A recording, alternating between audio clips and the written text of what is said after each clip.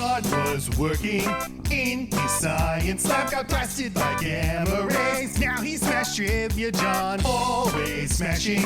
He's friends with Ruffalo, crushing on Maslany, and also Sydney Sweeney. John's here saying, hello my gamma friends, welcome to the show, the Gamma Analysis Podcast.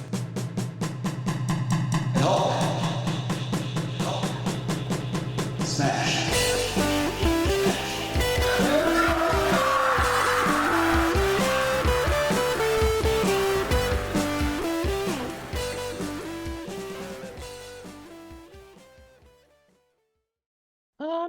Hello, my Gamma friends, and welcome to the show and to the spooky season. I'm your host, Smash Trivia John. You can find me on Twitter, Facebook, YouTube, TikTok, and Instagram by searching Smash Trivia. I'll be the one with a big old green severed head in the profile picture.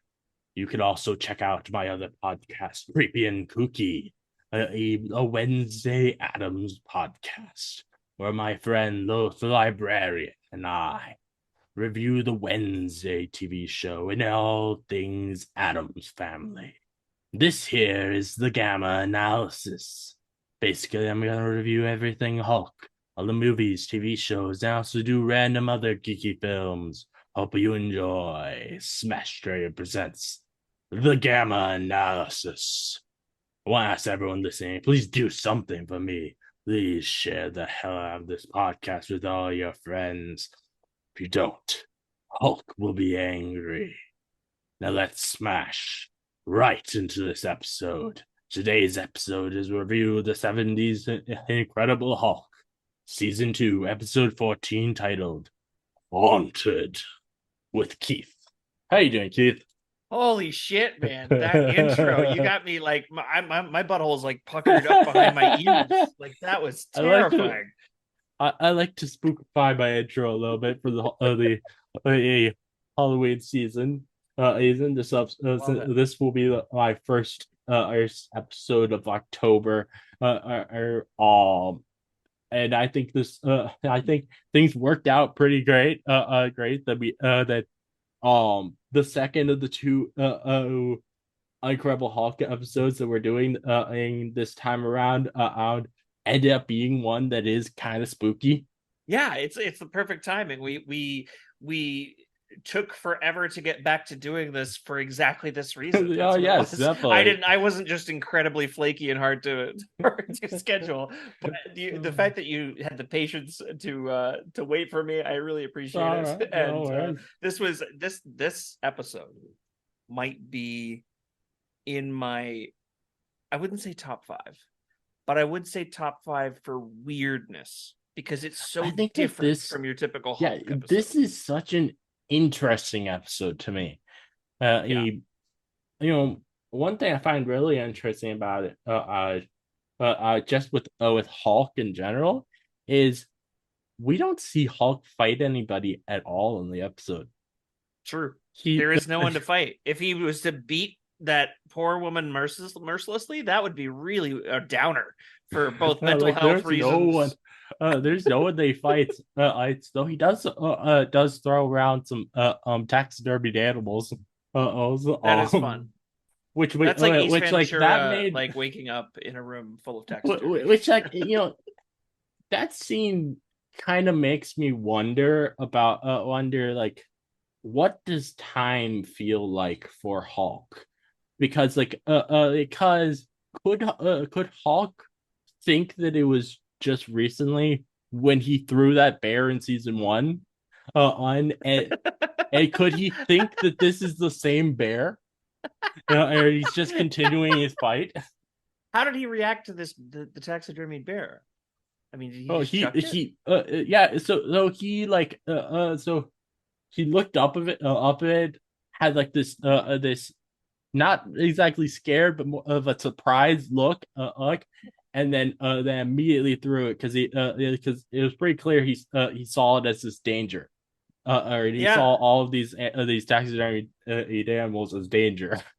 It to me, it's like he connects well with children instantly. He connects well with innocent people really well. Animals, he can give or take. If they're snarling and they're frozen in that position, he sees a threat and he could chuck them. But if they were cowering, he'd probably leave them alone. He's got a good way with animals. That's but it's like, thank God they're stuffed. It tickles me every time that sometimes he's a bumbling fool like a bull in a china shop, and that seems to be mostly what he was in this episode. It's mainly a David episode, in a horror mystery movie. He is kind of being like a bumbling fool with this the first Hulk out, but also at the same time, the way they shot that first Hulk out and all those scenes, it feels like a horror movie, and I really liked that. That was something I loved in the episode was just all of the how it felt out with those scenes as he first walked out and he was in the dark and he's just and he's running around confused. He's like, it almost does kind of feel like Hulk might be scared a little bit. Yeah. I thought that was cool. Like, even Hulk is shuddering at how well this episode is produced as a horror film. It's like a short horror film, one that I've seen the type of setup anyway that I've seen a million times, and yet I was surprised by the twist. I was like, that's a great I was twist. like trying to figure out the twist as I was watching it, which normally I'm not trying to figure out any kind of twist when I'm watching any Hulk episodes. But I was like trying to figure out a twist, and I really was surprised at the end. There's layers to the twist. Yeah, and that is so cool to me. But also I think it's interesting, like they even did an episode about DID with this twist. This twist that is absolutely a DID that was going on with this the character at the end. Yeah, and at the time, I'm sure, because I don't think it changed names in the DSM 5 or 4 to like 1995. So at the time, it would have been called multiple personality disorder, and I'm surprised they didn't identify it either way. They didn't name it.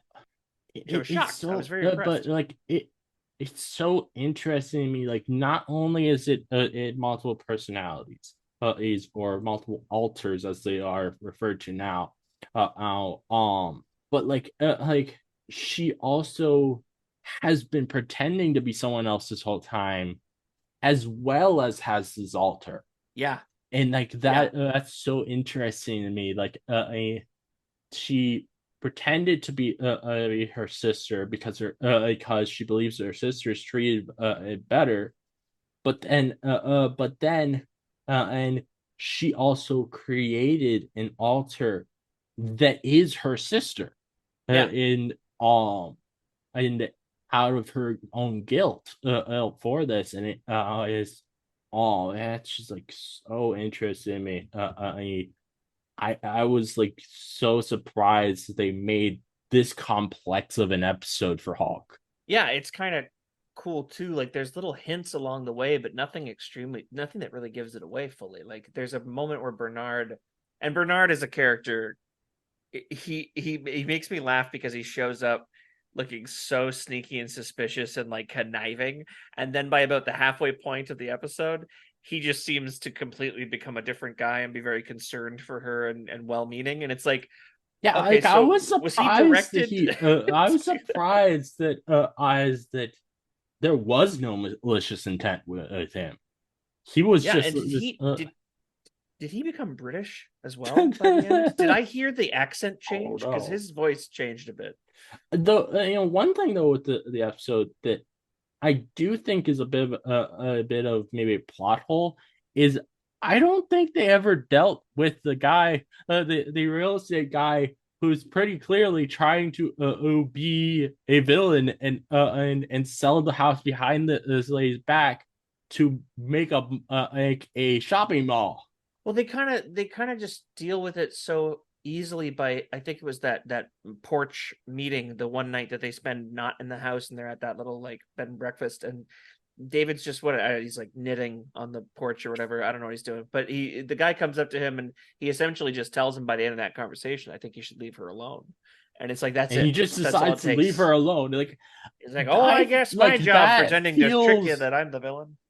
That feels like I'm guessing that is the reason why this episode only has a 6.7 on IMDb, because it just feels like it feels like there should have been more to that story. This episode should have won awards, man. This shit was so different. And if they ripped it right from a horror movie that came out that didn't get a lot of eyes on it or something the year before, like I wouldn't be totally surprised, but I'm also like, that movie, whatever this type of twist has shown up in, should be more popular because of how fucking cool it is. I love that, and the red herring of not only the real estate guy but also Bernard, they're very well placed. And then by about the halfway point, you're realizing, okay, something else is going on. She's clearly doing both voices, so that's weird. But then on top of that, it's a twist on top of a twist. But it ain't her. It's the other one. Yeah, yeah. It's two other things where I do think they're a bit of a problem with the episode. Are involving with the Hulk's first time coming out. One, it definitely seems like Hulk saw the little girl, which is weird because she doesn't exist. Yeah, I didn't even catch that.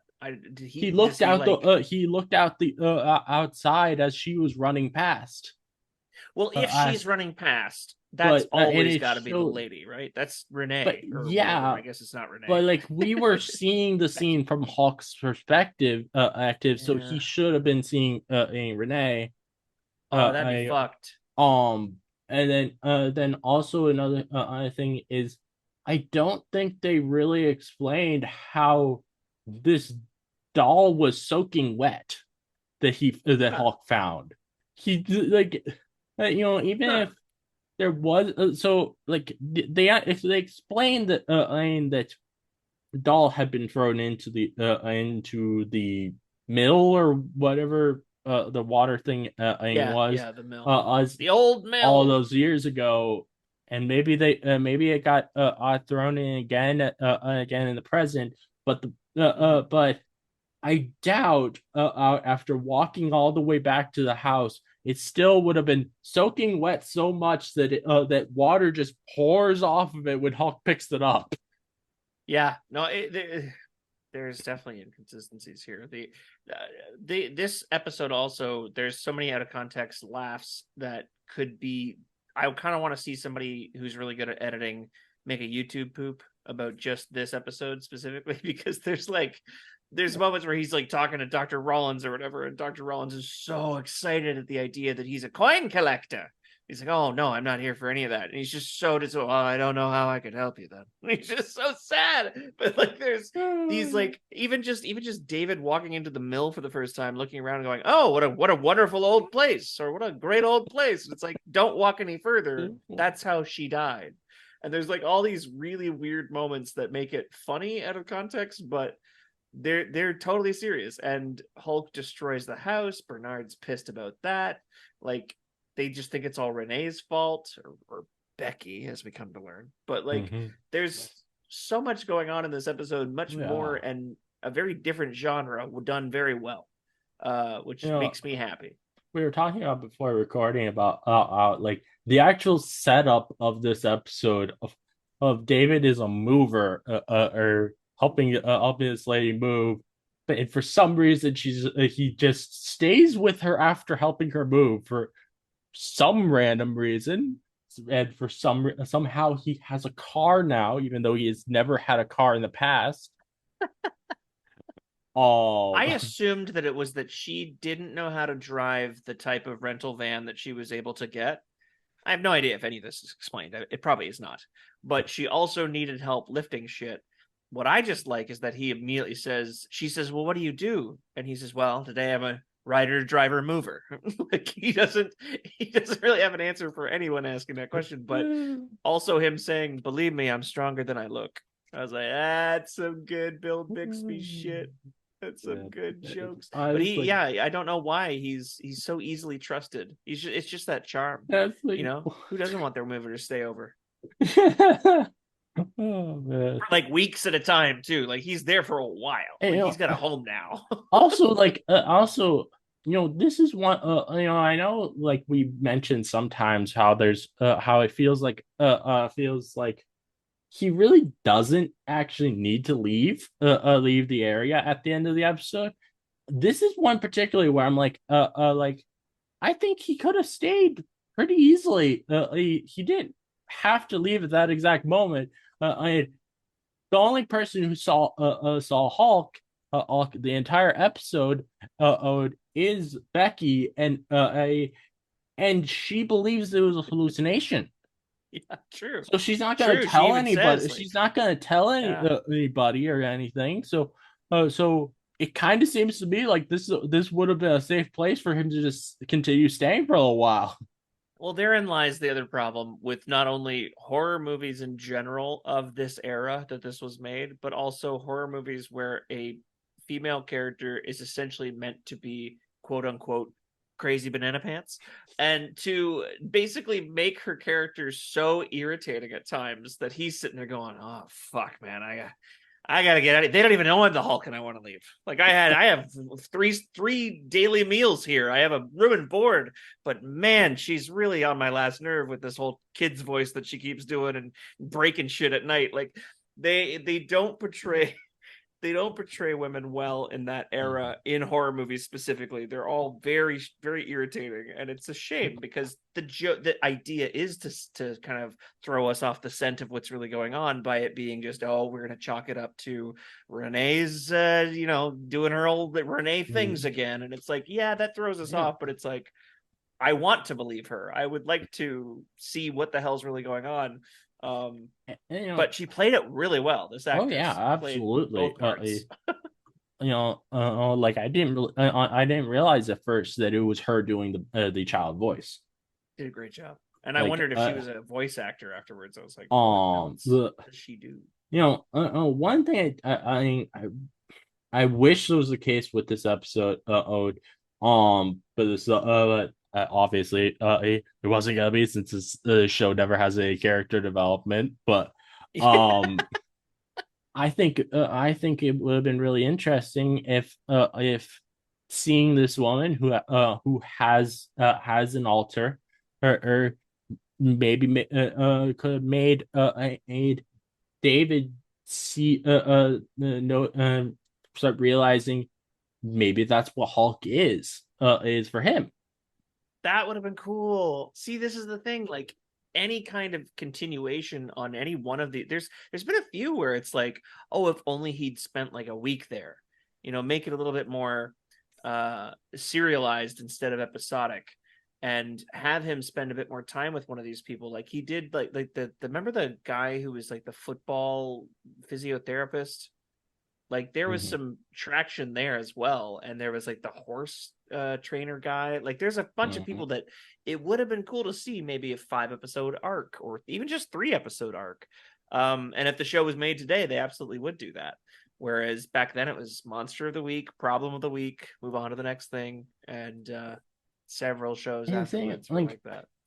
I think you can do. I think that it doesn't need to be one or the other, or episodic or serialized. I think that the way a lot of network television shows, at least, were done for a while, where it was like a lot of the season is episodic, but that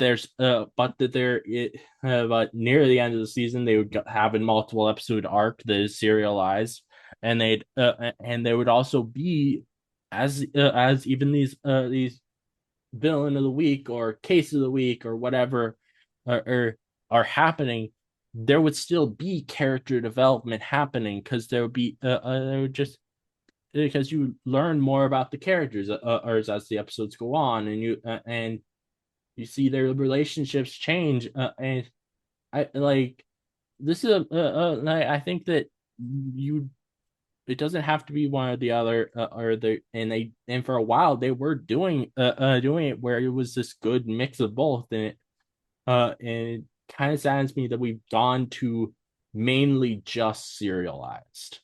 Yeah. Because I Yeah, it because I doesn't. You do don't see like a lot of I episodic. like episodic stuff a lot. I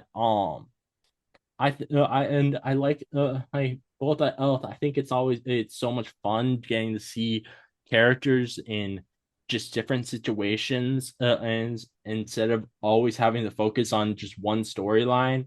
I But also I think that I think you can delve deeper into characters sometimes when you don't have to focus on this overarching story, and you also can also with the way that a lot of shows are now where they're serialized, as unlike like say 10 and 15 years ago, where everybody could have said, oh, this episode is my favorite episode of the show.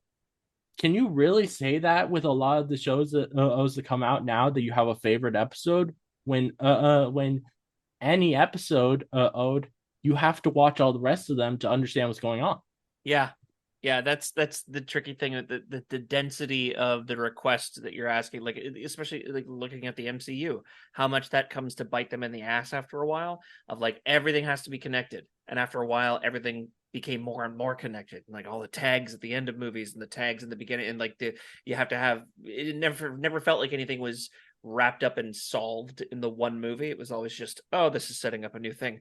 Now you've got people needing to watch 30 movies just to get one. It's like You know, that's incredibly, it's hard to tolerate. So yeah, it's like, what if you just want to tune in to like an X-Files episode and you don't know anything about them other than the fact that, okay, they work for the federal government and it's alien based stuff. Okay, get me in. And you can learn a lot from just sitting one, and you can yeah, decide whether or not it's something you want to continue. You don't you know, have you to have you know, known who slept with who and yeah, you've in told me, what trailer. you've told me before, or with the She-Hulk show, about how your favorite episode is when it is the magic episode with Wong, Ong, and these demons. If the show was completely just serialized, you couldn't have had that favorite episode, because you wouldn't have had it. They wouldn't have been defeated in just one episode, and you'd have to watch all these other things in the series to actually understand what's going on. Versus with happily with how that show is set up, you could easily just watch that one episode and you'd be fine. Yeah, very true. Like that's one of the nice things where it's like I feel like a lot of people have said, and She-Hulk is one of the only Marvel shows, or at least on Disney Plus, that actually feel like a show instead of a long movie. Yeah, and it felt like they had that intention from the get-go to make it kind of a lot, like the simply to release a show that was half an hour instead of full hours. It made you feel like, okay, we're in a lighter mood, a lighter attitude. I loved that show. Honestly, it was well produced, well written.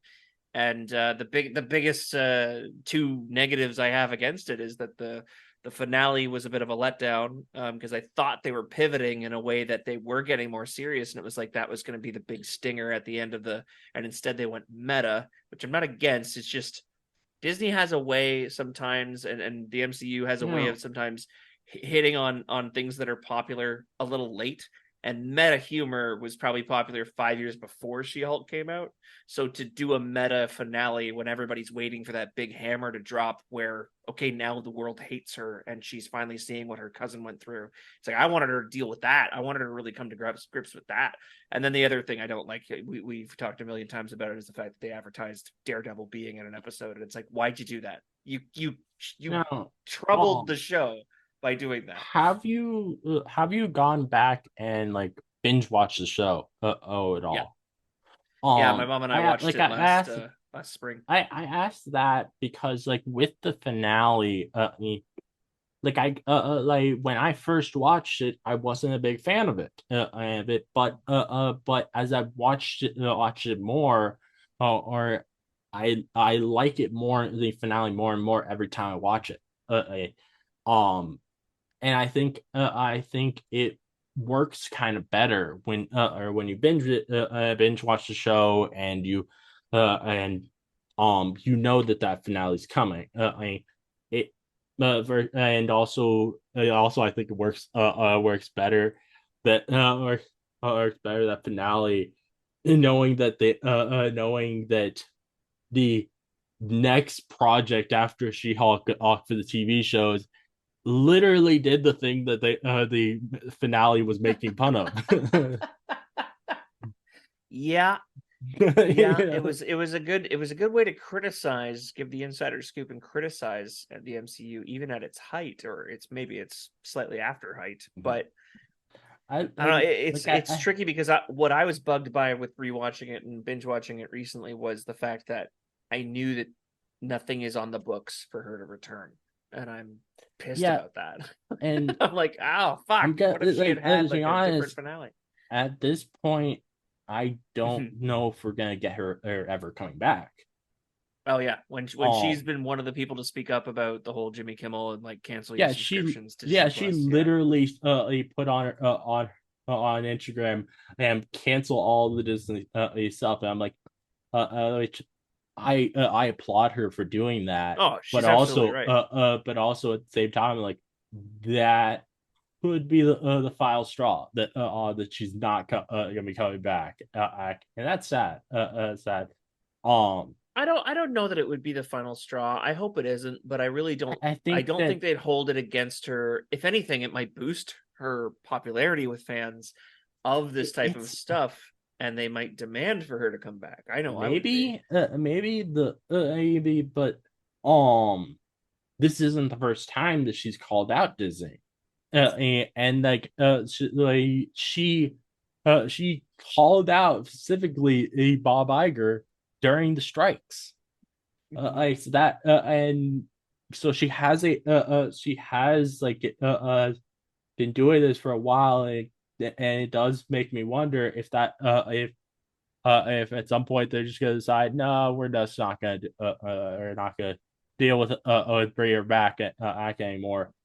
But I do think those so I've seen in people ask, so there's people who have asked me like do you think they'll recast ask her because of this? Do you think that she's is fired? I don't think they will ever mention it. I don't think they will ever acknowledge that this happened. If they don't bring her back, it'll just simply be they never bring her back. They will never make an announcement saying she's fired. It wouldn't make sense if they did because she does not officially have a job with Disney. No, yeah, she's her contract is up, right? Like there's if they were to acknowledge it in any way, that is going to bring them more backlash. Yeah. So it wouldn't make sense for them to acknowledge it. Yeah. I think if in a perfect world, the Russo brothers would see the potential that she had and the character had from that show alone, because she knocked it out of the goddamn park, and to have the money that is going to be funneled into the next two Avengers movies, to have even just 10 minutes with She-Hulk would be fucking brilliant, and it'd be nice. I worry with Doomsday that it kind of the way that Marvel and Disney seem to be going, and with the fact that that the first casting announcements for Doomsday were mostly white men, I kind of wonder if we're not going to be getting a lot of women in Doomsday, and but also though at this point, I actually don't think we're going to get that second casting announcement, even though they said that there was more coming. They've been talking about that a lot lately, haven't they? Like, it's supposed to be today, like 5 days ago. I think that what's happened is that after that first casting announcement, and so they were. I'm guessing they only did that first casting announcement because they expected leaked like set photos to come out of like these surprise characters like Professor Xavier or Magneto Yeah. or Cyclops. But since no set photos ever did come out, they probably decided we don't need to do the second announcement. We'll just let people see them when the film comes out. I'm And guessing that's what honestly, happened, and that's because a great guess. um Honestly, because why else would they have announced out so many crazy castings that first time? I'm like, you don't you I wouldn't think you would want to spoil sign like Magneto coming back. well, that's the problem too. Is like always with their marketing team, they always shit the bed and put the cart before the horse. You could easily just, I don't want to say edge, but you could easily just keep shit under your hat, keep it hidden and secret for as long as you can. Because by the time the movie comes out, people are going to be spoiling the shit out of it anyway. So you have to keep a lid on those surprises. People already want to go see a good Avengers movie. Don't get me wrong, that might not be what we get, but the Russos are pretty trusted. It does seem like it's a bit of a fucking mess, but they're putting out testimonials of the cast every day. I'm hopeful. But they could just put it out and people would go see it. If it was worth seeing, word of mouth would make it so that the second weekend would be even bigger than the first. But that's what everybody's gaining for, is clamoring for. We have to have that first box office weekend. It's like, calm down. I think though, actually, with this film, they do need to do a lot of marketing, and because of the fact that they announced Doctor Doom so late, that like That's true. they want this to be a level of a film like Avengers Infinity War and Avengers Endgame, 100%. and which had all those years of build up. Mm-hmm. I think that if they want to get that to happen, they need to start hyping us up much earlier than they normally do with marketing. I personally think they should do sign where they do sign where, like, for a first teaser trailer or release it a year before the film comes out, instead of just like 4 months or something. I released it a whole year before, or market it as if it's this Christmas gift for us, since the film comes out in December next year. Yeah. They've the film has already wrapped, so and how many reshoots will they go back and do? So crap. They definitely have enough footage that they could make a teaser trailer. Yeah, and that's the tricky part. It's like, heck, I don't want to see a teaser trailer that spoils a bunch of stuff either, right? And heck, if they want, they could be really funny with it, and like do just a teaser trailer that only has two characters in it, and doing and particularly Red Guardian and Doctor Doom, and market it as if they are Santa and the Grinch. I think would be hilarious. Oh, he is a good Santa. You're right. They made jokes about him being a Santa in the Thunderbolts film. I'm pretty sure. They did. Who's this old Santa? And then I think Doctor Doom kind of fits for being the Grinch with his green costume. Yeah, you're right. Like, I think that would be hilarious. And he is a mean one. They've already been teasing with holograms and stuff of the Doom costume, so might as well as like a gift to us for Christmas, like actually show the full thing off in some like a short 30 seconds thing of footage or something. That's a good idea. I like it. We should be on the MCU marketing team. Is what you're telling me. I got a question for you about this Hulk episode. I couldn't stop laughing at one particular part in the mill with David. Do you know what part I'm talking about? When they were telling him he wasn't allowed in there. You're not allowed in here. No, when he's like, what? When he's like drowning, and the mill, he keeps grabbing the mill, and it keeps whacking his body into the water. I thought he wasn't going to turn. I was like, are we not going to see Hulk again at the end of this? Because it's a little surprising. But he just kept letting it just smack him into the water. That was definitely funny. Like, let go. You in the last episode we were doing, you were saying, you you weren't sure how they would do him being wet from the soap. Yeah. He is wet at this time. Fully wet this time. And he's Yeah. just fully wet at this time. And I bet that there's a lot of people who probably he got some feelings when they saw that back in the 70s. Oh my goodness, Lou Ferrigno, wet and green. Now that's his body was literally shining in the episode. Greek Adonis. I'm like, I feel like that probably caused some things to happen to people. I was a huge fan of not only the twists and turns of this episode, but the way that they filmed. It made me think of all the older, awkward but awesome horror movies that I would watch from that same decade, where the scene where David's walking up on the big reveal, where he sees that she's talking to herself, and from her perspective she's talking to a little girl out on that like pavement courtyard area that he's looking down from like a balcony railing.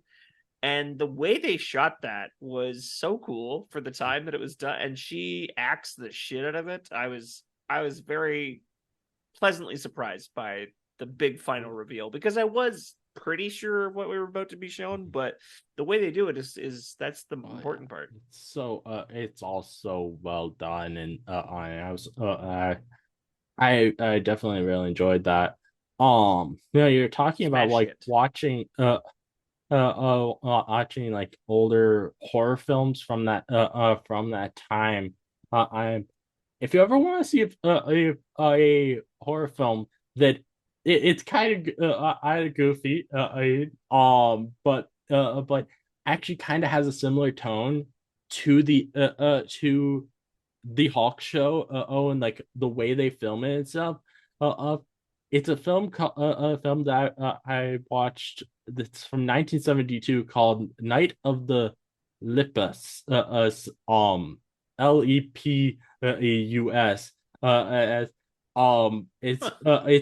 it is a film about giant bunnies coming to attack people.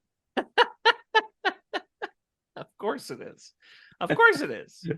But like the way they film it, like actually like it not maybe not the way they film it, but like the tone of it actually like really reminded me of watching the Hulk show when I watched that this, and I thought it was a lot of fun on watching this idea of just a bunch of giant bunnies coming after people. Well, shit, you've got wow, I'm looking at the cast. You got Elgin Clark, or aka Dr. McCoy from the original Star Trek series and movies. That's awesome. And then Janet Leigh. You know what? Them alone are a reason for me to watch the giant killer bunnies movie that you've just recommended me. Night of the Lepus. Yeah. Because they leap. Lepus. It might be Lepus. I think 1972. Before horror even knew what the hell they were doing. You're like, Look you know what? this. I'm looking. Yeah, that's the same. That's the picture I'm looking at. It's the bunnies running down the road. Yeah. They built a miniature set and then just had a bunch of bunnies run down a road. So smart. They're massive. It's like 8-legged freaks, but it's just like 2 big ears. Terrifying. Here's a shot from, I think they're like inside of a restaurant. Having a succulent meal. As bunnies need to have. Hopefully it was a vegetarian restaurant. But these aren't vegetarian bunnies. They feed on you. Amazing. So if I remember, I remember reading that with like the posters for it, the filmmaker didn't like actually want to let people know that there was that it was about killer bunnies. or giant killer bunnies. So he tried to make it like at least the poster that he made be very like just teasing what could be happening. Nothing Yeah. actually like shown on. Yeah. Like there's one where it's like just shows a bunch of eyes for eyes that are representing the bunnies, and Terrifying. there have been other posters that actually do show the bodies, but like I'm pretty sure like when he originally made it, he was hoping that they would allow for them to just use this one that didn't have them and being shown, so that audiences just would be surprised when they watch the film. It's a better way to produce a film for sure. Is to show less, tell less, just get people in the seats however you can to enjoy your film. And I think that this poster you're just describing, where it's just dark, hairy eyes in the in the darkness, and a guy swinging a shovel. That's good shit. Yeah, Massive eyes. I definitely recommend checking that out. I think you'll have a lot of fun with it. I think you're right. I'm adding it to my Halloween list.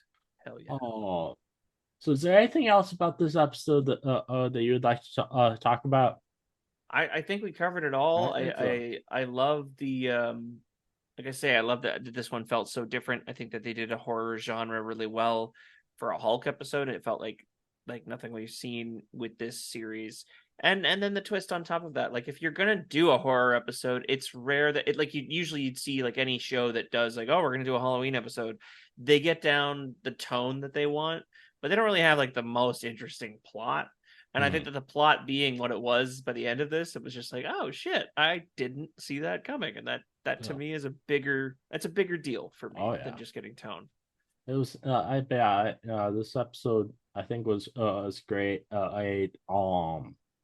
And it was just like it's just so surprising everything when you're watching it for the first time, and you're just like, what is going on? But you just want to see him interact with more people, and that's what makes Bill Bixby really could do anything. But when you attach him to a character you know and love, and he just gets to be his charming self, it's like you want to see him interact with any of these people to Mm-hmm. see just how does he uncover the mystery. That's it's funny to turn one of what you arguably call like Marvel's biggest action packed character like the Hulk into this like detective of sorts for these kind of episodes. It's just it's nice. Well, I think that's everything to say. So that's why the sound